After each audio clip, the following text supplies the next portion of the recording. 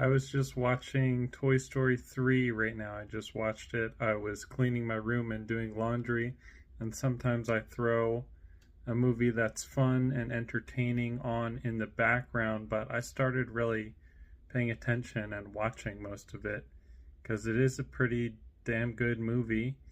And I gave this one 4 stars on Letterboxd. I've rewatched it a couple times over the years, and I also just saw the second one, and I was thinking about this time why I like the second and the first more is because there's like real tough lessons that the characters have to learn. In the first one, it's with Buzz with his whole dilemma of learning to be a toy and what that means, and that's really sad and beautiful and amazing.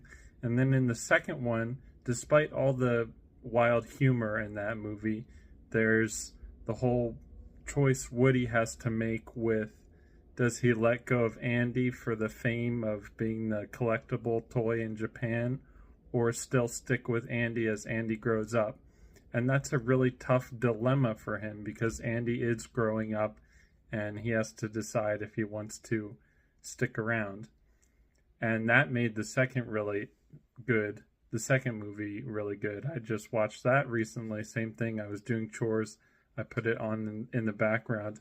And I also watched these in Spanish with the Spanish dub because I am an English Spanish interpreter and I just started in this profession, but I've been practicing my Spanish a long time. So that's something I do to practice my Spanish.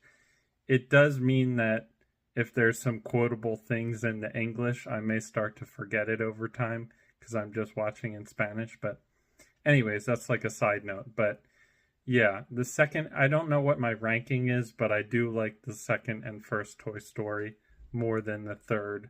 I'm not even considering the fourth right now. If just thinking about the first three. The third, it has a really powerful ending, and it also has some of those themes at the beginning of like letting go of Andy. But I feel like in the whole middle of the movie, I noticed on this rewatch, it's very entertaining, but it loses track of some of those deeper lessons like the other movie had. And Lotso's a pretty good villain, but I think there could have been more with like what it really means to let go of Andy now that he's older. I think they kind of have it there in the beginning and the end, but they lose track of it and it doesn't hit as hard for me as the second or first. But overall, it's still pretty good. 4 stars. Second one, I gave 5 stars.